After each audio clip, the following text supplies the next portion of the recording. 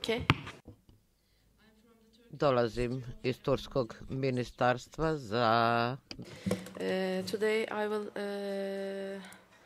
make a presentation about territorial planning and integrated coastal zone planning experiences for the urban resilience in Turkey. Firstly, this one. Okay. How can I change this?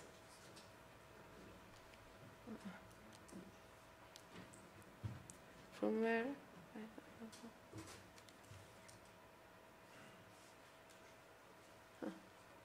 This one. Okay. I couldn't make again.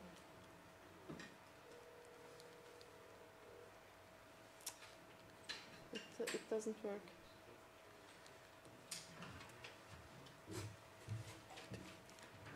This one? Not this one.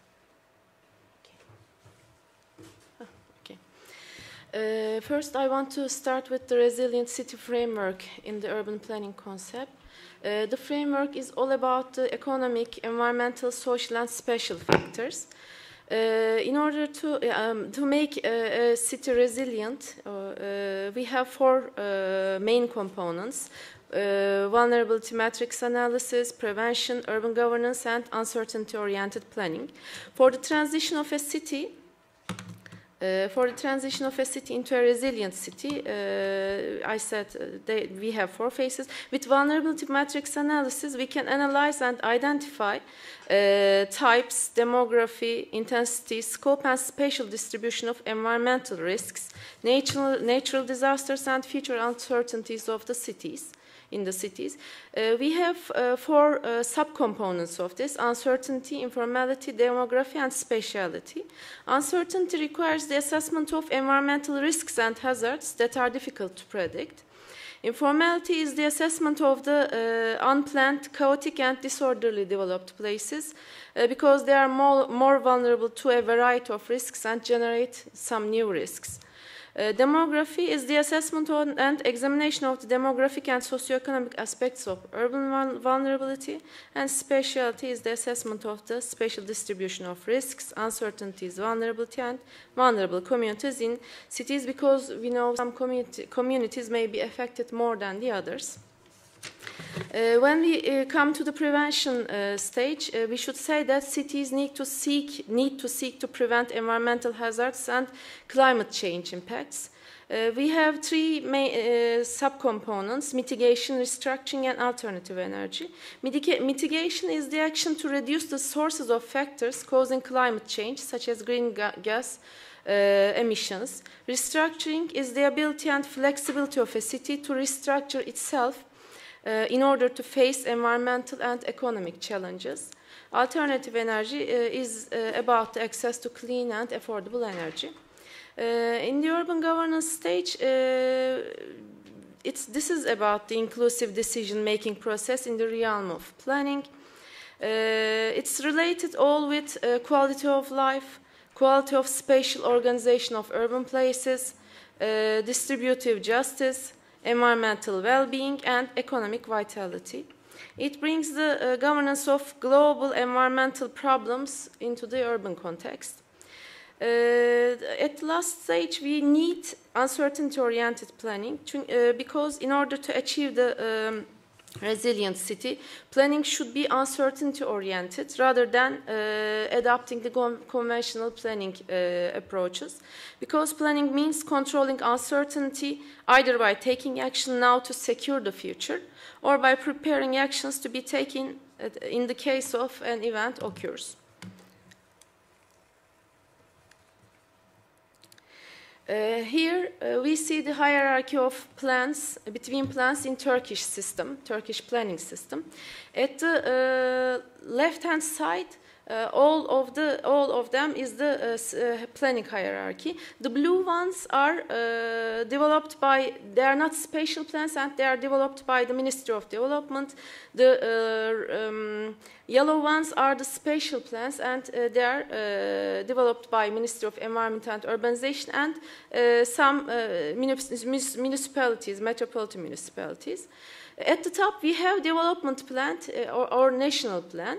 At the lower level of this national plan, we have regional development national strategy and national spatial strategy plan. Under this level, we have regional plans, and at the same level, regional spatial strategy plans, and then territorial plans comes, and at the implementation level, we have zoning plans and implementation plans. The first three yellow ones, national strategy, regional spatial strategy, and territorial plans, are at the national level. They are not at the local level. Only zoning plans and implementation levels are at the local level. On the other hand, we have sectoral spatial plans also. They are developed based on development plan, national plan of the Ministry of Development. So if we give some example, tourism strategy and action plan, transportation master plan, shipyards master plan, fishing coastal building status and needs analysis reports, and such as. With the first three yellow plans and sectoral spatial plans, they all guide integrated coastal zone plans. Integrated coastal zone plan is not a special plan, it's a strategic document, and it also feedbacks the upper plans. On the other hand, it guides zoning plans and implementation plans. In Turkey, with territorial plans, coastal zone management plans, zoning and implementation plans, urban resilience is expected to improve by making cities inclusive, integrated, reflective, and resourceful, and robust and flexible. This is the chart of our territorial plans in Turkey, which are made by our ministry. They are on the NUTS 2 level. Territorial plans, I said that they're developed on NUTS 2 level. Participation is very important. Civil society, local and national government, various professional communities, a variety of urban communities and city residents are involved in the process. We gather all the data from local and national level. We make area research and SWOT analysis. Also, risk analysis, vulnerable area determination is very important at this level. Then we develop land use decisions. Plan is approved then, and plan is publicated. Then objection acceptance level is started, and objection assessment is the last stage of this planning method.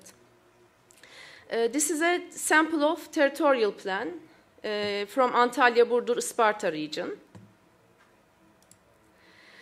On the other hand, we have also integrated coastal zone planning in our ministry. What's it? I said that it's a strategic plan. Sorry. Sorry. So excuse me. This is Isparta, Burdur, Antalya region territorial plan. Excuse me for the late.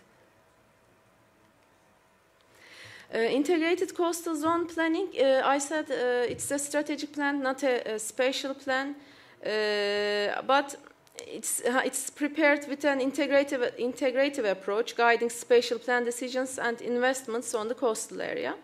Why it's necessary? Because by this way we gather the data for coastal structures and facilities. Data inventory is developed, ensuring environmental sustainability in terms of land and water ecosystems, conservation and usage balance, because it's very important, because the quality coastal area is vulnerable ecosystems, and quality of scarce resources, determining subregions and establishing strategic frameworks for land use plans, and improving and accelerating the decision-making process regarding the investments in coastal areas.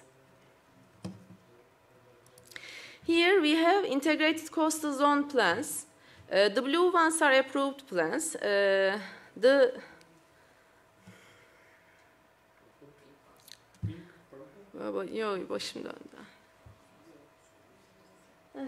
I'm a little bit ill, excuse me. Okay. Would you like to sit? Sit, please. No, no, no, no. Okay, okay, okay, okay, okay. Ah, no, no, please. Water, please. Water. Okay. Bayram. Please. Дай ми. No, baš je... Malo izgubilo boje. Tu. Iza karta. Su içebilir misiniz? Evo voda. Siz gelin benimle. Orada usta. Gel, üstüne. Bir dakika oturayım. Please sit.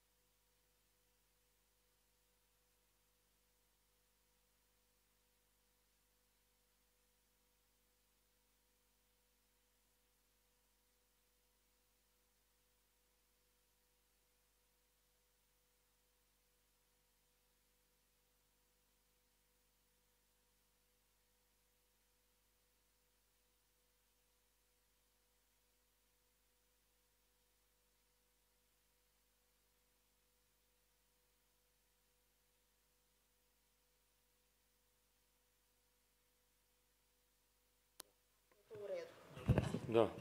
Onda čuli ste sami. Okay, you heard the organizer suggests 5 to 10 minutes break, then we'll return to our topic. So I will all the best wishes to our colleague panelist, Mrs. Bahar.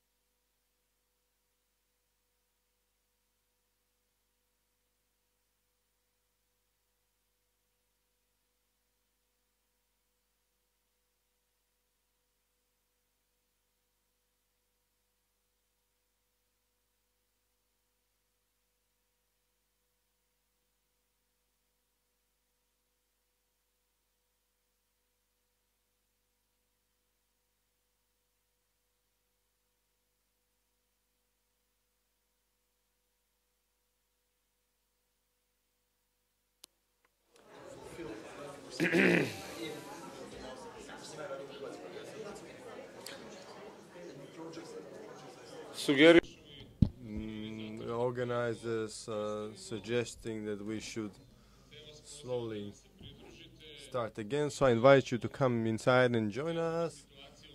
So to leave these difficult situations as this, so local communities and cities can become resilient, but then we have to take care of people, how much people are resilient to different impacts. So accordingly, I invite our next panelist, Ms. Dubravka Negre, to discuss first these financial resources, how European Investment Bank resolves things first in the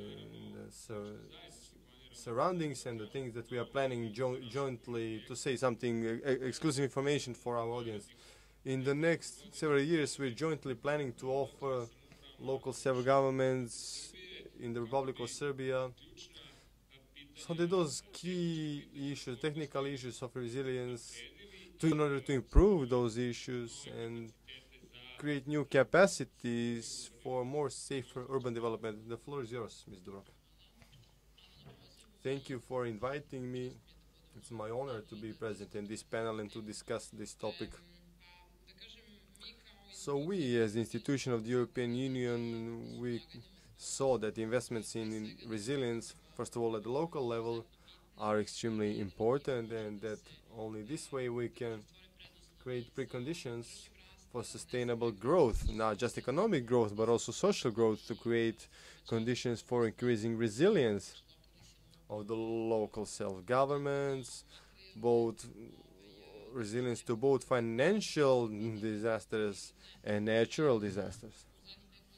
In the past several years, there were more disasters affected by climate changes, primarily North Africa and Middle East. So 1 year ago, we received a mandate to increase our activities in this region and to try to additionally invest in economic and social resilience of cities, villages, municipalities, regions, through all those projects that are important to create the preconditions for better and sustainable development, and which are, first of all, in line with the Sustainable Development Goals, with Agenda 2030, and therefore we are communicating and we are harmonizing things with organizations, UN agencies, because we are aware that all the stakeholders in one market should be harmonized, and only together in a coordinated way we can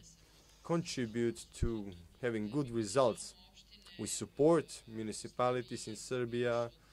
We have been supporting them actively from 2005. We have projects in education, where the goal is to sanate and modernize schools, primary and secondary schools.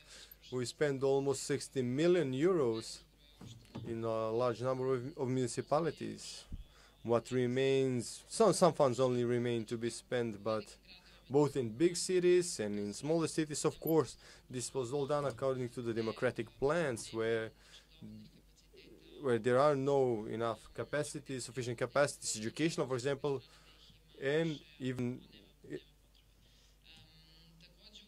we also invested in municipal development, and we supported more than 300 sub-projects in almost every municipality in Serbia through the program of sustainable municipal development. 75 million euros implemented by the Ministry of Economy. So some latest allocations, some final allocations will be done next year. And it's really important for us that these programs continue, such programs continue, because we've created knowledge, experience, both in public institutions and on the local level, primarily for preparation and implementation of projects. So these were investments, the broadest investments in broadest municipal infrastructure and broadest local infrastructures, everything covered by, everything under the jurisdiction of the local self-governments. meaning from healthcare, education, local infrastructure, roads, access roads, but also projects of cultural heritage, everything that is necessary for a local development. So yes, we have new plans with the government of the Republic of Serbia to expand and continue these activities, hoping that we will manage to reach this goal and help as much as possible through our participation to help with financing those sustainable projects who are high priority projects, both on the central and the local level. And primarily, first of all, it's important to have a plan here. A plan on the central level where the critical points are, in which municipalities, which regions, and of course local self-governments need to have well-developed plans of their own, plans and strategies. And all of this needs to be harmonized in order to create the best possible, the most optimum program, because the needs are certainly greater than the funds that are available. But okay, we go step by step. We're talking about water supply and sanitation. We're talking about wastewaters. In general, municipal infrastructure. We're talking about social infrastructure. All those things that are necessary and that are important to all people living in those local self-governments. And hopefully this will be a 4-year program which will be successfully completed, just like the previous 2 or 3 were successfully completed. So I'm hoping that maybe this will be even more successful, this will be even faster, because we all have some experiences gained in this, and maybe we know, we'll learn from our mistakes in the previous periods and mistakes that happened due to the lack of experience. The key point is preparation of projects. There needs to, with all documentation, all the necessary documentation needs to exist in order for the investments to reach you. So we're counting both on the local self-governments. We also have some grants that we are ready to allocate precisely in order to increase capacities, human capacities and technical capacities in the local self-governments who need to be proposing those investments projects. Thank you very much for this important information, especially since already right now we can say that Serbian society has somewhat matured. It's stopped being a receiver of assistance. Now this is an equal partnership relationship. A country as Serbia, who is seriously counting on membership in the European Union, we should become aware, and the society should become aware that that we are starting with economic transactions. We shouldn't be somebody who will have an older brother who will be taking us by a hand, to speak metaphorically, you know. But we need to allocate our resources in the right way, to plan what's sustainable, and tomorrow any loan we take, so that we can use any loan that we get. For all of this, we need human capacities, I would say. Human capital. Our ministry this year focused on improving the human capital. What's the situation with resilient units of local self-government? What's the situation in local communities? We who live on the local level, what are we like, both when we live there and when we try to support resilience? I see many people here, I know many people here, and I know how they work in their local communities. What's your experience, dear Anna? And we are talking now for 2 days about resilient cities, and I'll say only one very short definition about resilient city. You see, a resilient city is one that has developed capacities to help absorb future shocks and stresses to its social, economic and technical systems and infrastructures, so as to still be able to maintain essentially the same functions, structures, systems and identity. Another thing about resilient cities, we need to learn from the mistakes that we are making and from the challenges to improve in the future. In 2014 and 2015, we already mentioned we had 2 big challenges in Serbia. The first one was the floods, the second one's the big migrations. If we go back to the migrations, maybe in August 2015, as Divac Foundation, we were thinking, okay, should we get involved in this challenge? Should we note how big it will be, how long it will last? Together we had with Mr. Cutic few meetings, and when we saw that 10,000 people a day are passing through Serbia, we said, okay, it will not be a short-term challenge, it will be something longer. It was, in the first months of the challenge, it was easier to involve different donors, different institutional donors, different international organizations to help in humanitarian way. Yeah, to provide food, to provide some assistance with non-food items. We had mobile teams on all points in Serbia that was working 24 hours. It was something new for us to learn as well. And we had a huge help from the local communities. We were working in Preševo, we were working up in Šid and in Subotica, and of course in Belgrade we were present, but later on we went in Dimitrovgrad, Bogovađa, on all 7 points where it was critical. The local communities were very helpful, the local governments were very helpful, but the challenge was every assistance was made for the refugees or for the migrants. What was the best way how they to cross from Preševo to Subotica or to Šid as fast as possible and on the most human way.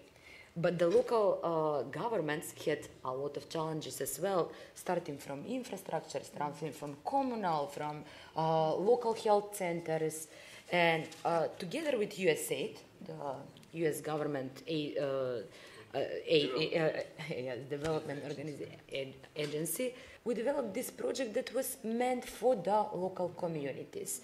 But it was not meant only how we to assist the local communities in this crisis, but how we to help to make some structure that in future, that it will not maybe only migration crisis, it will be some natural crisis, that to work very good. In 2014, during the floods, and in 2015, we had a very good and quick response towards the emergency situation that was happening.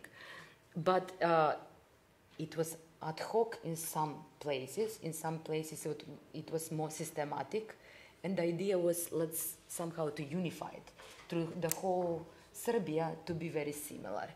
Talking with local governments on different places, we find out that the most important thing is all the stakeholders to be involved. It's not only government responsibility, it's not only Red Cross that needs to react, but needs to react the local civil sector organizations, non-formal groups. We had so many situations where a group of friends will organize themselves or colleagues from work or to volunteer and to work. But that can last for a short period of time. We cannot expect people to volunteer with months and people to donate with months. Because of that, some systematic change needed to happen. We worked with the local governments. Action plans almost everywhere it was existing, and the idea was let's involve the civil sector, let's involve Red Cross, the local police, the local Dom Zdravlja, the local health centers, and how to make some protocol that will be functional in the future. That was very helpful actually for the local population as well, because they saw that next time we will have a little bit more organized and less costly thing how to react on the next crisis.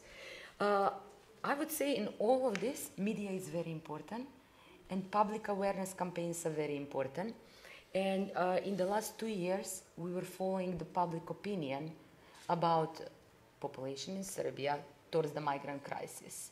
At the beginning, let's say at the end of 2015, of course we were very proud, we were helping and we were involved, and the public opinion towards the migrants were very high. But later on, when we realized that the migrants are a little bit staying longer here and the kids will start to go to school and maybe that this will be a longer term project, that the opinion is changing.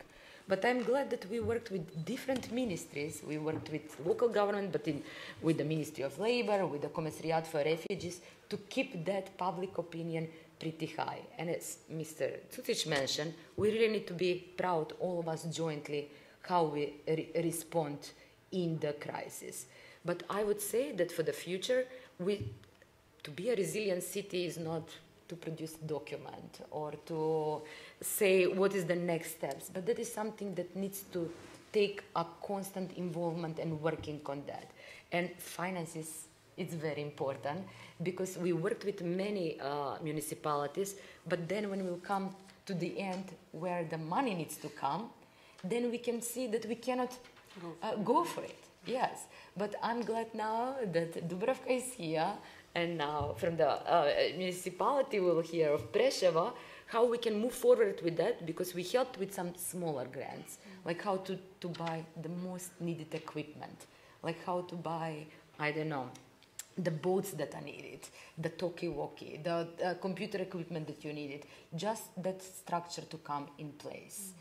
And that is a challenge, but I think we can work on it. Yeah, thank you.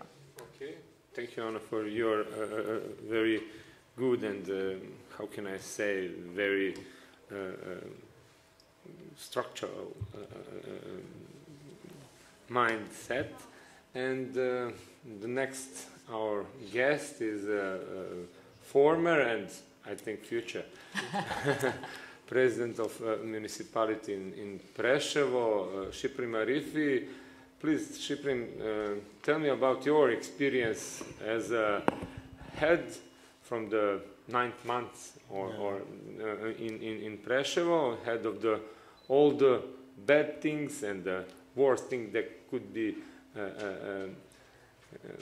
in some municipality happened, and how you feel after 6 or 7 months to be back in the saddle, and what you are feel like your experience from the previous period and right now as a politician, as one of the most responsible men in Preševo for you or your community when we speak about municipal infrastructure, when we speak about safe and security and planning and budget planning. Yeah. Please. Thank you, Ivan. First of all, I want to link to the definition of a resilient municipality to you. We are a resilient municipality, but in another perspective.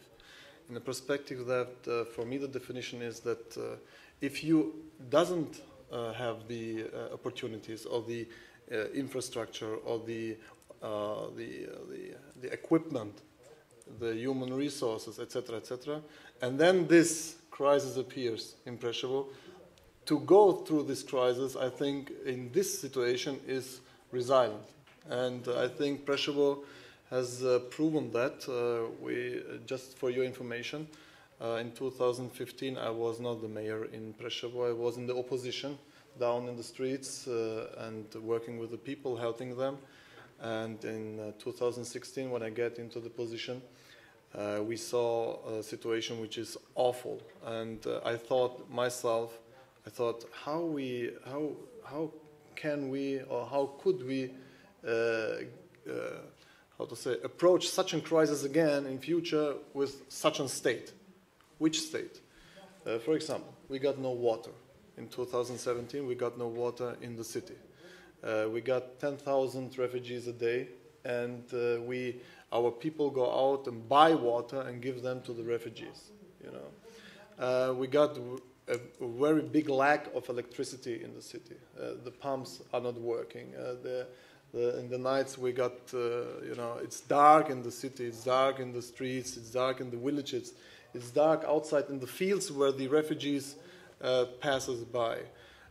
We got a very bad situation in the local self-government. We got the restriction law, which is still ongoing, and we got not the possibility to employ new people with another approach. I got my people in the municipality, they are all over 55 years average. So, and I thought to myself at that time, you know, we are a resilient city because we go through this situation without any conflict, without any dishonoring of refugees, without any misrespect on the government approach to our city, because everything was focused to the refugee and to the camp, and no one from our politicians and from our social structure, non-government organizations, etc., does say something, because in the focus was the global perspective, the human aspect. You know, we saw the people and we saw them suffering. They remind ourselves as Albanians that we got the same situation in the 90s and the beginning of this century, and we got a lot of empathy and we solidarized ourselves without looking into our situation. So I think, first of all, a resilient municipality begins with the people, how they think, how they approach in such a crisis as the refugee crisis was. And I was very proud of it because, you know, the people say, give to the refugees a very big welcome. They do it in the name of themselves, they do it in the name of the city, they do it in the name of the Albanians, and they do it in the name of the Republic of Serbia. You know, it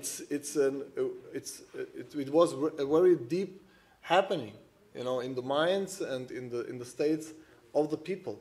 And I think the refugee crisis then turned into an opportunity, because Serbia and the government of Serbia and even this region, the south region, you know, in Serbian I learned, because I'm now in the process of learning Serbian, and I learned a lot of things, and then there was one thing I learned, kao tužo, što južno, što tužno, yeah? And, you know, the souther, the more sad. The region is very undeveloped. We got a high rate of unemployment. That's the first thing people start to think about migration, because there is not an economic perspective. And in that term, again, we are coming to the refugees. I think, and I learned from the experience in Turkey, because I visited Turkey and I saw how the refugees were introduced into the society in an economic aspect. You know, they are there, they are making business, they are employed into the industrial aspect in Turkey, etc., etc. So they are contributing to the society, and so we overcome them. In that moment, we overcome this social risk with refugees in the city, because we are bringing them into the society. You know, that's a very good approach, because I was born and raised up in Germany, and I go through the times of Yugoslavian war in the 90s, where all Yugoslavian people were in Germany, Bosnian, Albanian, Serbian, Croatian, etc., etc. And, you know, when they came into our city, they were in the camps, you know, and they were not introduced into the city. They were not allowed to go out. You know, they got some bonus sticks, vouchers to go out and to buy in a special supermarket, etc., etc. So they were something alien to the society. You know, in Turkey, for example, it's the opposite. In Preševo, we are still working on that, and I think this situation with the refugees in Preševo can even contribute to the situation of the Albanians in the south of Serbia, and to the relationship between the Serbian government and the Albanian population down there, and even as a bridge to the Kosovo. You know, it's a big opportunity, and I'm seeing that from that perspective. That's my perspective, and I want, because Vladimir was inspiring me to talk today in a philosophical way, not in a technical way, because, as you know, one of the presidents of America, Wilson, said one time, if you think that being a president of a state is a hard job, then be first a mayor of the city. Because as a president of the state, you have only papers. But as a mayor of the city, you have 100 people waiting outside of the door and knocking you, and I want to tell you something concrete. I got no water, etc., etc. So now I want to go to a technical way. Preševo is a municipality in which we have a lot of political problems and internal and regional political problems in terms of understanding each other, not something deep. It's just a relationship which is not cleared, in the phase of clearing. And in a technical way, we had a lot of problems. I'll tell you something. As I said it in the beginning, we got no water. So we got water in ratio. Some hours in the day, we got water in the city and in the houses of our citizens. That's very interesting because I was never in that situation in Germany. You don't talk about water and you don't talk about energy.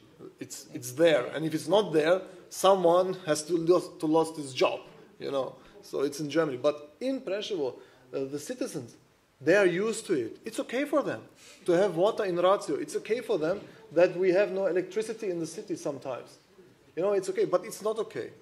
So we have no water, we have no electricity, we have an unemployment rate of, some are telling me higher statistics, but I'm going from the minimum, 40–50%. Even that's high. Even that's high. And we have now a problem because we have no transfer station for how to say, trash, you know, for garbage, yes, for the garbage in our city. When the refugee crisis appears, we got 10,000 people more. So in the city, we got 10,000 people more. They want water. We got at a day. We got 10,000 people who want electricity more. We got 10,000 people who produces garbage. So we got a lot of problems. And what was the result? The result was, and that was my criticism in last year's conference, that everything was focused and concentrated to the refugees, not to the municipality. If we are talking about the state, who is functioning and who his sectors, his municipalities have always online for problems, in this situation, we shouldn't have problems with the refugees. So my approach last year was to say, let's concentrate to enforce the municipalities and to be preventive for a next possible crisis. If we enforce the municipalities in preventive way, so we don't have to donate so much into the refugees in concrete. We are ready for the next crisis and for the refugees. So now what is the situation in Preševo? The situation in Preševo, we got a 5-star hotel camp. It's really you even got no you don't have such a camp in Germany. Believe me, you know, it's a perfect camp. It's a super camp, you know, and it's a 5-star camp. But the municipality, it's a -5-star state, you know. And what was my approach last year when I came into the office and when I came now again? It was going straight away to the things. We got now not the problems of funds. Now we got the problems of projects. We are working on the projects, but what we need are professional human capacities which can write and populate the projects. And in that term, we need the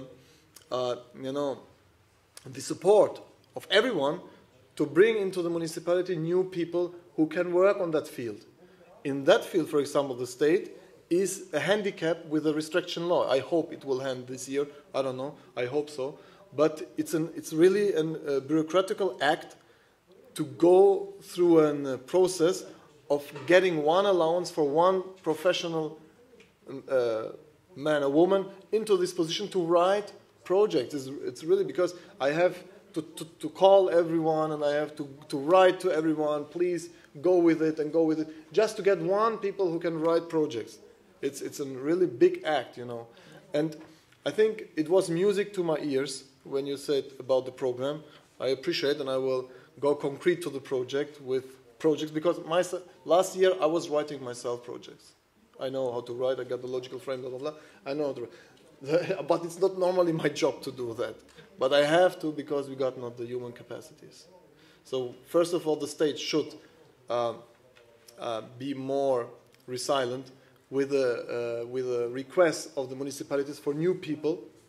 Second, the funds should be concentrated through the states, but concentrated into the municipalities and the direct and concrete requests.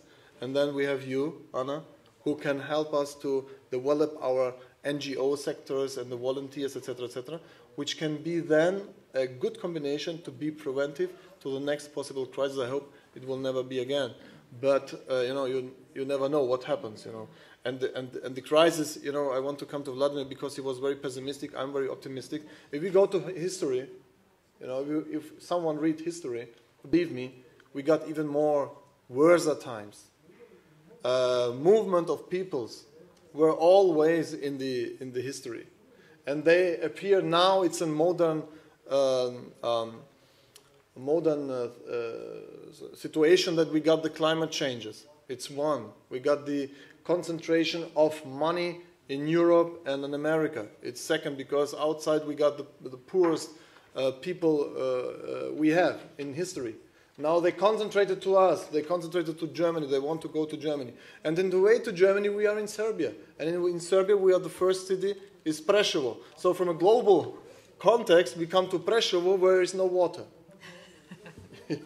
And it's really complicated and not easy solving this situation. I think I can talk a lot. That's my problem. I'm a politician, but I want to stop here now. Thank you very much. Ja ću sad poslužiti malo Hvala lepo. I will now remind you of some quotes the tragically killed, assassinated Serbian Prime Minister who said, "If you don't want people to leave Serbia and go out of Serbia, bring the world here." So we are all trying in our daily work to bring people from the world here to every alley of this country, from the first sub-municipal unit bordering Macedonia all the way to the homesteads on the northern part of Bačka. And in doing this, we have a very good support from our international partners. We are developing our knowledge, our experience. We are raising trust among ourselves, and this is also important in order to raise resilience. And in our acting, we go beyond administrative borders and even some mindset borders. And I think this is the true message to end this session on how to achieve more resilient communities and whether local communities are an obstacle or, on the other hand, an opportunity or a catalyst that can move things forward and make this happen with our neighbors. With this, I would close this panel unless there are questions from the audience. Our friends from my left side, please do so. Izvolite.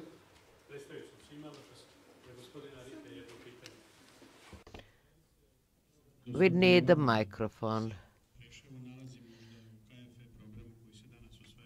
Is municipality Preševo involved in the KFV program that is being adopted today?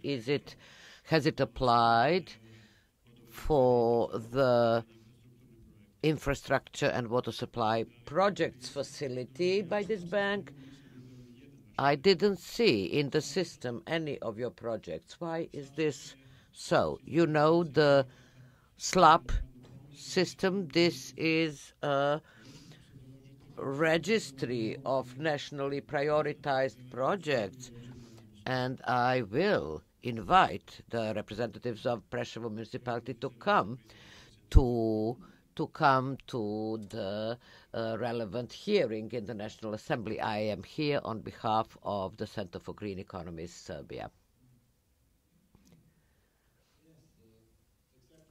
That's the situation I'm facing.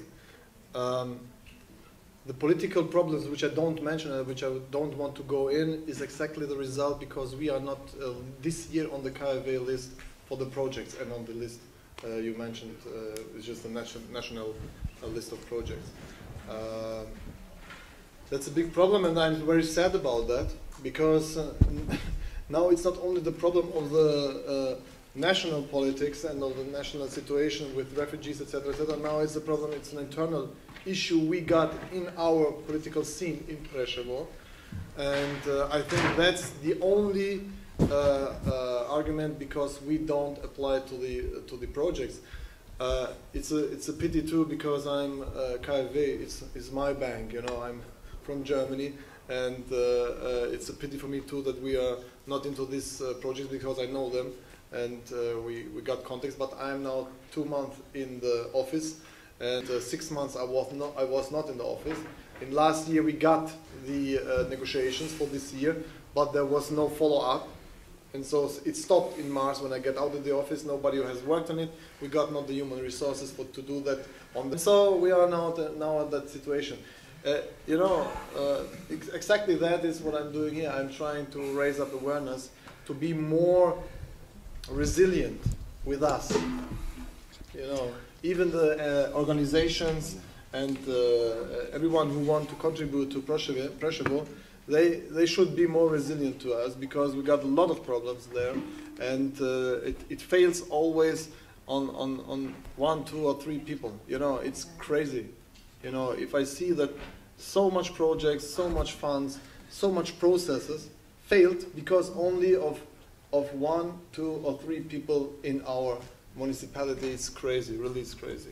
And I want to thank UNDP here, first of all, because they managed, even when I get out of the office, to go on with the project we started last year, because there was no good approach from the mayor coming after me to this project we started of water, because we are now in the project of water. We finished the first phase now when I came into it. We will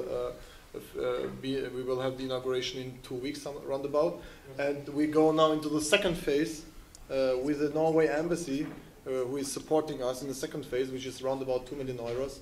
And I want really to thank here the UNDP, their team down under and here, and they helped us a lot, even with our problems. And they were very resilient with our situation.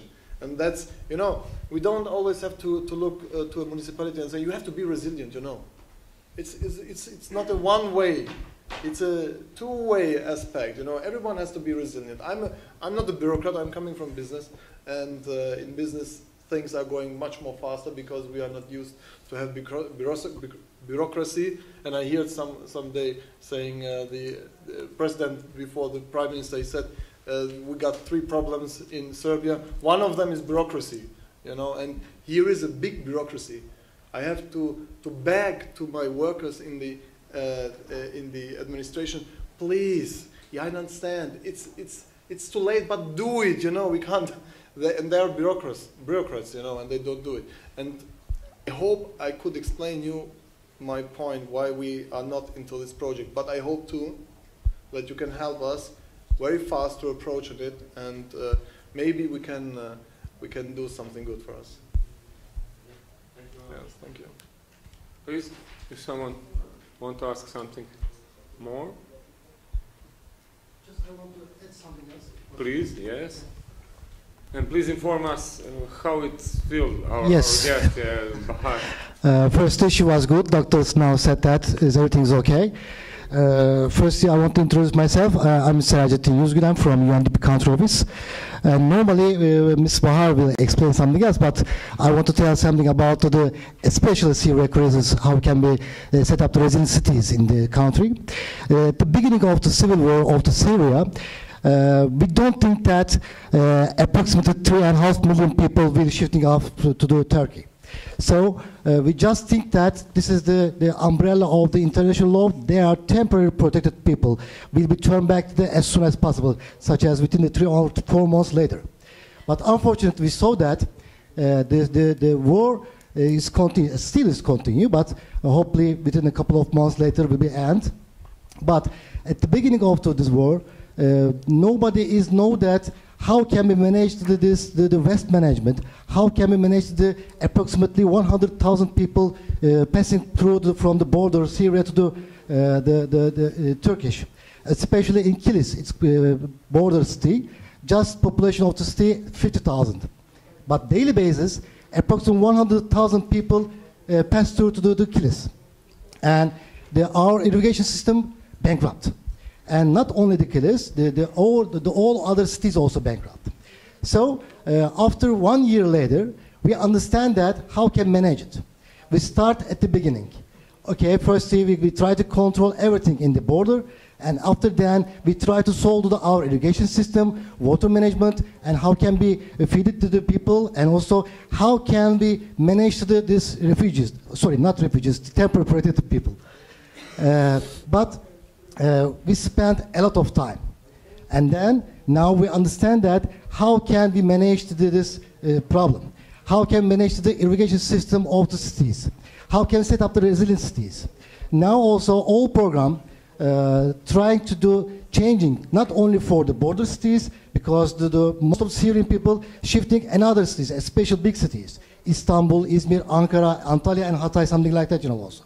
So all cities must be set up again about the resilient cities.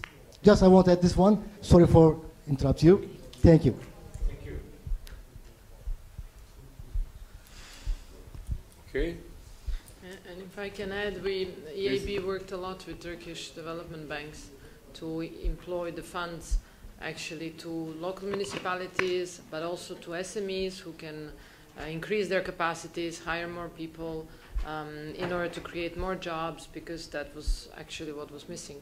And it was a big program, combined loans and grants, that was channeled through national promotional institutions, but also commercial banks.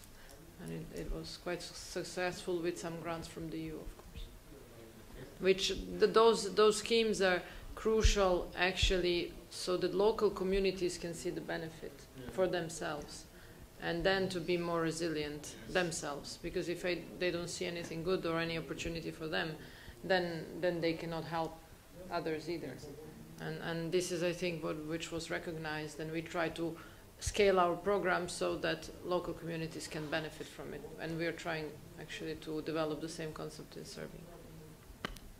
Also, Mr. Cutic, he often said that this migrant crisis also creates some of jobs, that pressure on the local services create a need for the employment of the people. Also, a refugee camp have to have some kind of services, and a lot of people work through the humanitarian organization, and also on the roof, on the top of everything, was UNDP actually, which country team from Serbia, and also, if I can say, regional team from Istanbul, give full support of all our municipalities and the government of Serbia, and from 2014 to the present day, and we hope it will be in the future also. Ovim bismo negdje i završili. With this we would finish, since this is what the agenda says, 3:15. Yes, I would definitely like to thank you. A big round of applause for our panelists, of course, with all the best wishes for Mrs. Bahar's health. And we would like to thank you. You can go back to your seats now, and I would use this opportunity, since I also have another role here, and this is to be a replacement instead of Minister Ružić. Minister Ružić was supposed to, according to agenda, was supposed to be here today with us, but I got full support from him to be somebody who will, on behalf of the ministry, address all of you. I naravno, And of course, share our joint experiences. I have this privilege and honor that in the previous 3 years, since 2014, from July 2014, I've been in the same ministry. This started on a wonderful summer day, as the romantic story goes, in the month of July, exactly when we were doing the flood reconstruction and recovery, and Sandra Nedeljković was referred from the local self-government sector into the flood relief office, as it was called back then. We were lucky that the deputy prime minister back then had some good roots in the United Nations Development Program. This is Kori Udovički. She managed to secure a first small program that was supposed to help local self-governments in removing waste located at the houses that were destroyed in the floods. Of course, the local self-governments completed a good part of the work on their own, whether through this emergency situation or through other state institutions, the military, the police. And we had the possibility to focus funds on something else. So we discovered that from 1970s in Serbia, practically, since a large, so torrential barriers were planned to be built at places where flash floods happened, but only 12 were built out of 70 planned. So in the next 9 months, up to a year, we managed to commission 19 more torrential barriers. So compared to the past 35, 40 years, we doubled this number, and now they are still operational. They are under the jurisdiction of the local self-governments, who are taking care of secondary and tertiary water flows in their territories. And in municipalities where they were constructed, we do not have problems like that anymore with flash floods. Of course, our cooperation didn't stop there. Nature and migrant crisis, nature in those sub-Saharan parts, of course, wars in Syria, economic crisis, and all the other things happening in Afghanistan. This brought a huge number of refugees to our territories, refugees and migrants. But we've managed, together with Žarko and his team, of course with the support from the head of team back then, and with Steliana's help, of course, we managed to develop a form of support to local self-governments who were affected by the migrant crisis. We allocated a part of money from our budget. Additional money from donors were added to that, and we focused on what was going on beyond the fences of the camp where refugees are located. So we focused on the local needs. On one hand, we would increase social cohesion with this.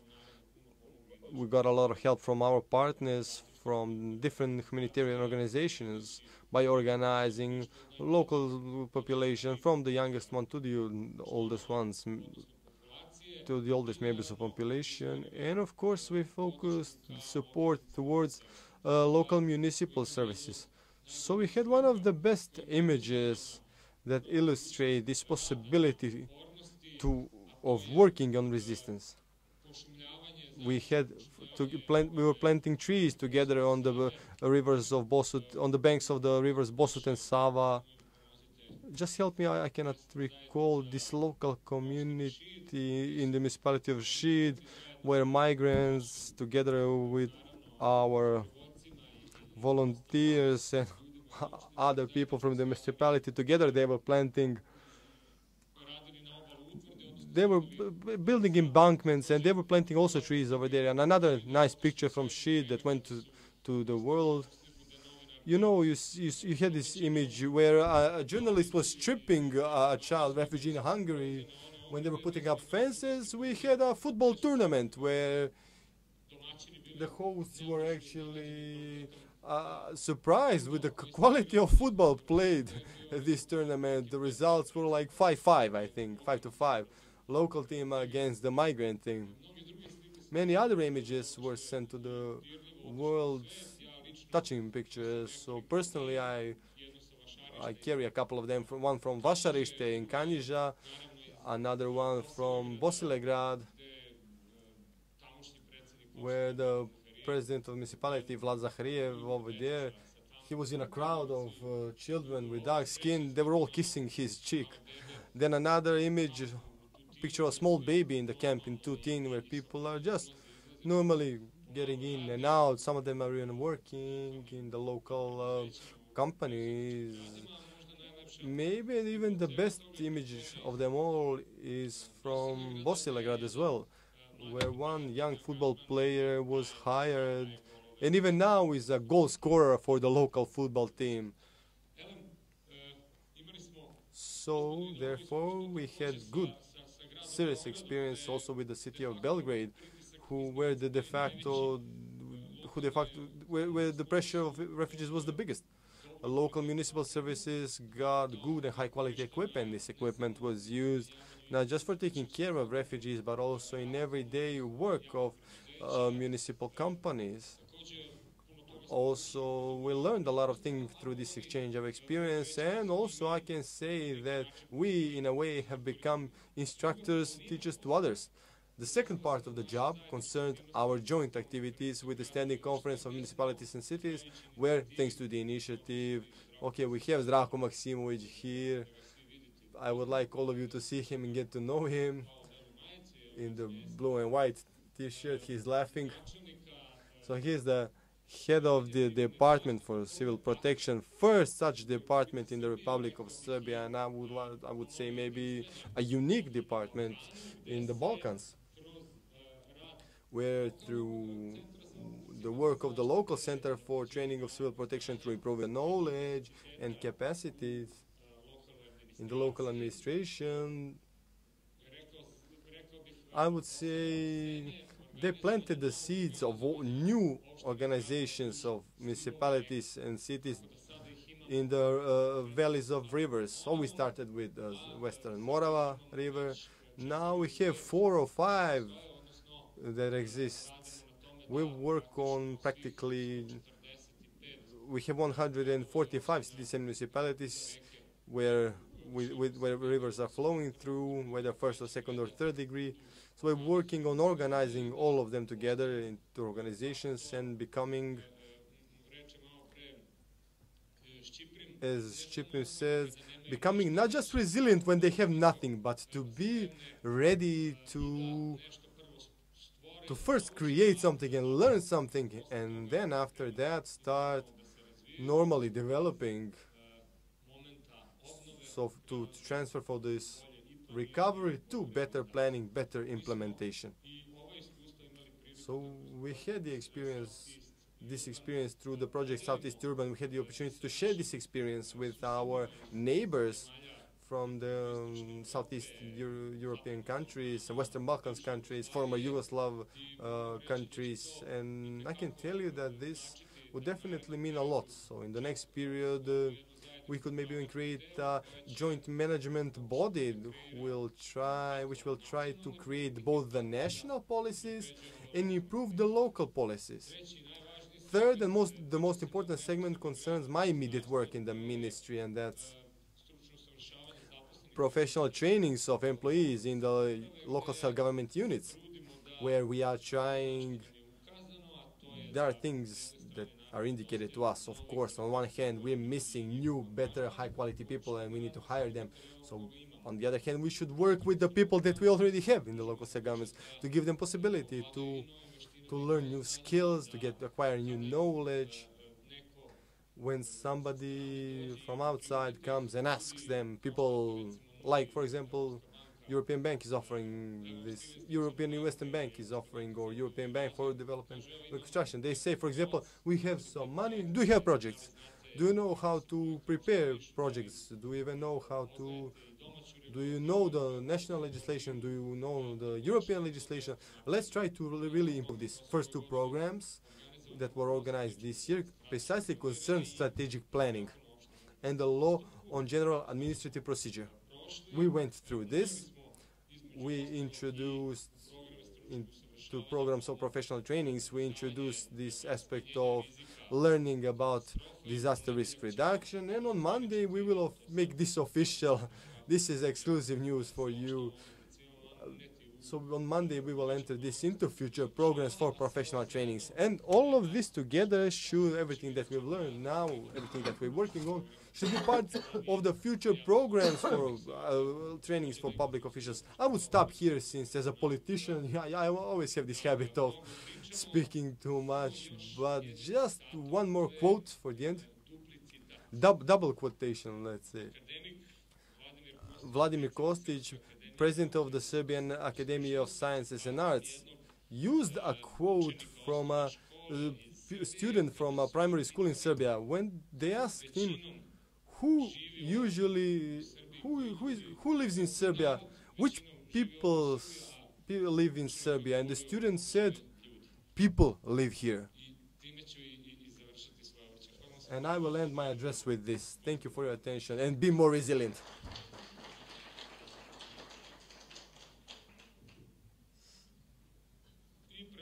And yes, Armand will... It will be now up to Arben to close the conference.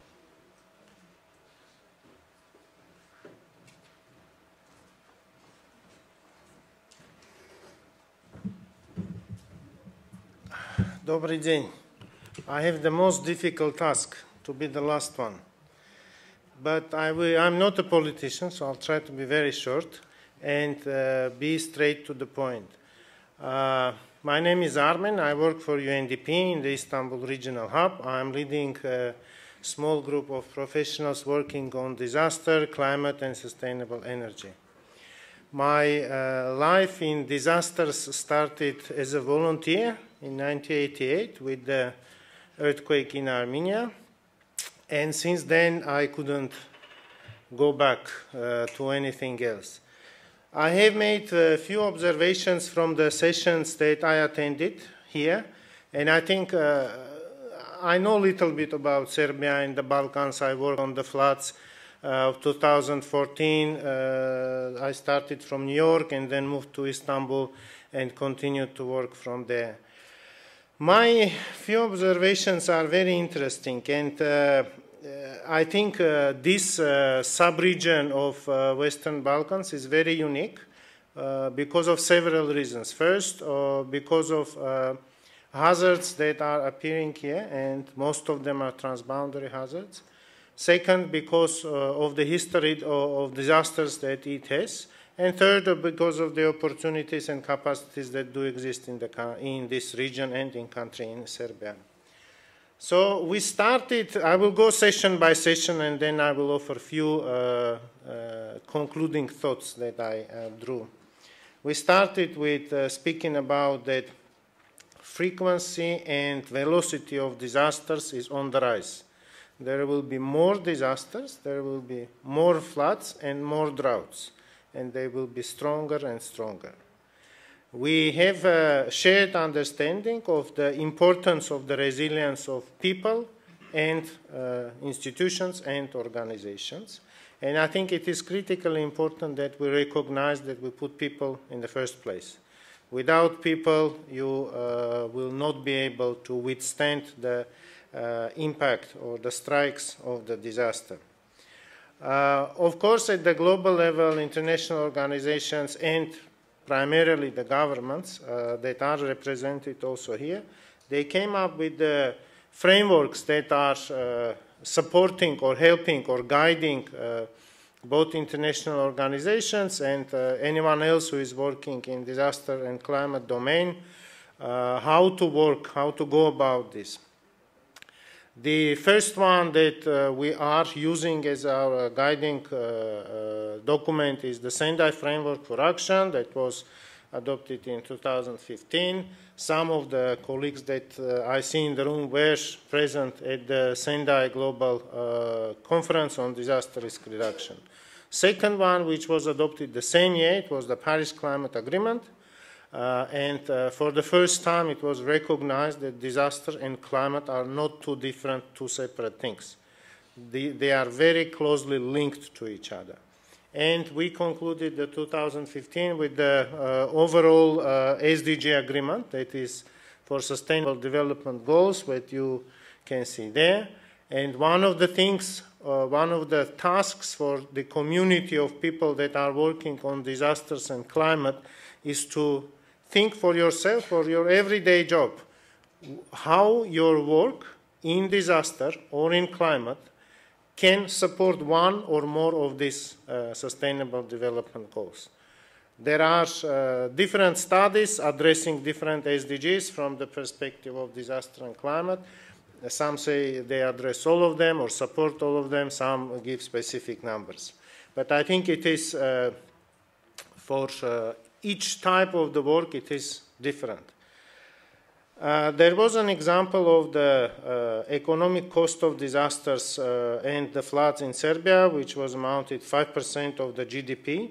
And then we moved the discussion a little bit towards the fiscal stability, financial and economic stability, because I think the impact of the flood on the economy of Serbia in this particular case is not only the 5% of GDP in that particular year, but it's much longer and much deeper. It provides for instability for fiscal system.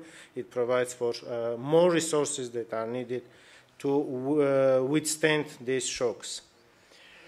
Therefore, I think one of the solutions to overcome this that was offered in one of the panels was the importance of integrated DRR approach at the local level, focusing at most vulnerable. And most vulnerable are normally the most poor, the older, the younger, the handicapped, etc.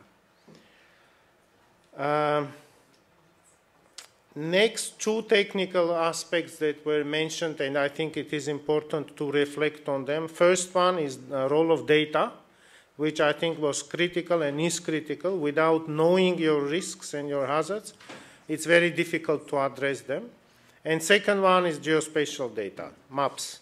And maps are very important in terms of the examples that were brought here by European Space Agency. In the United Nations system, we also have UNOSAT, our own space or mapping agency, which has an agreement with a number of governments and UN agencies as well on allocation of free maps in times of disasters. And I think in case of floods in Balkans in 2014, there were maps allocated by UNOSAT. One of the most effective and relatively new means to transfer the disaster risk is recognized to be the disaster insurance. Conceptual approaches for our region are still being debated and developed.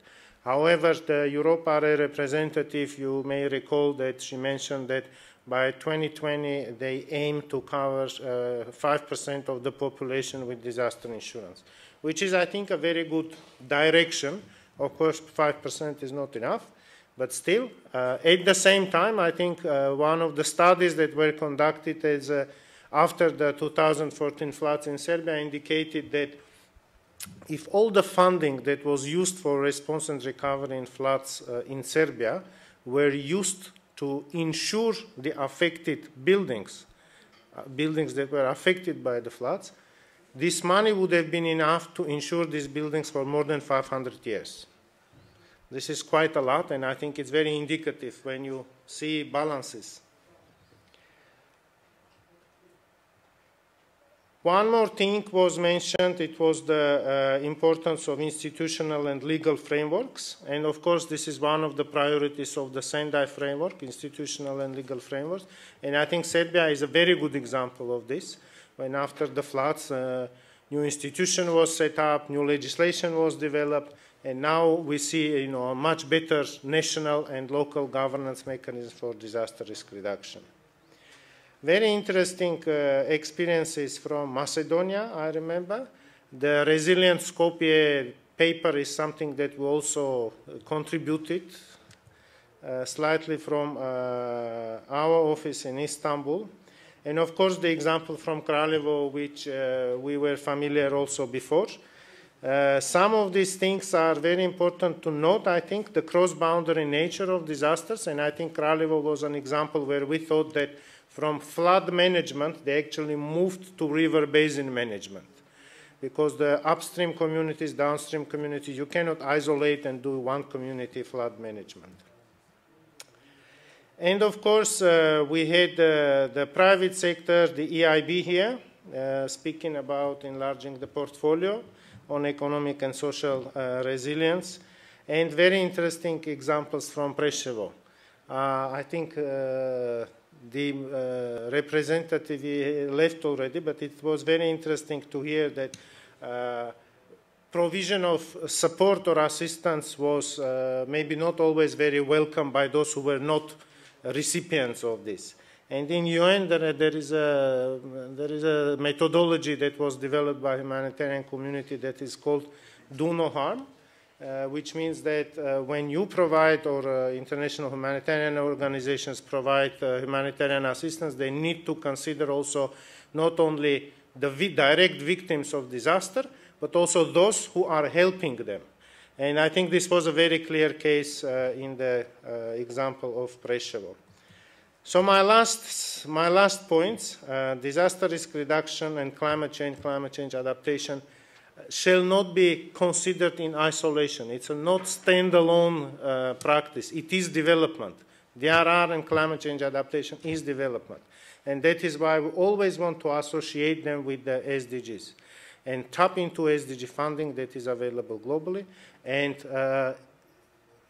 try to educate or raise the awareness of decision makers and people that without disaster risk reduction, it will be very difficult, if not impossible, to achieve these goals that are there without reducing the risks, without de-risking the public and private investments. Well, another one is identification of how Sendai and Paris agreements can support the achievement of SDGs. I think I mentioned this earlier as well. Inclusion of all stakeholders. I think this was also a theme in more than one panel, that in order to achieve resilience or improved resilience or increased resilience, all stakeholders of disaster risk reduction need to be part of the process. Yes, and that I think would be it. The awareness of insurance, of course, once again, is very important, and data.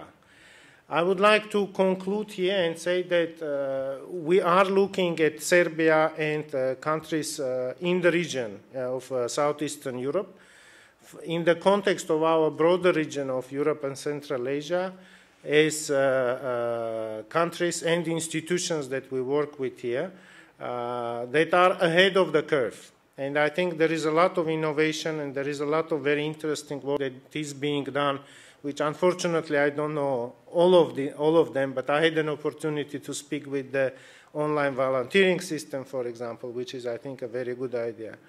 And on behalf of UNDP, I would like also to conclude saying that we are standing ready to continue our work with our partners in the region to provide the support that we can. And wish you all the best and good luck, and enjoy the last few hours of beautiful Belgrade. Thank you very much.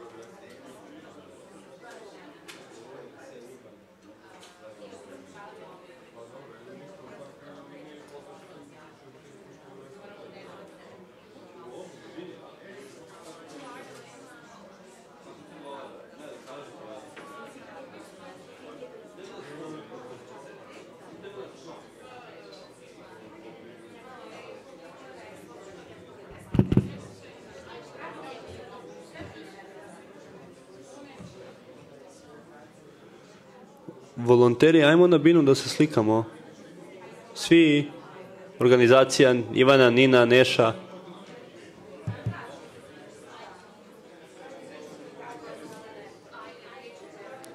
Evo smo.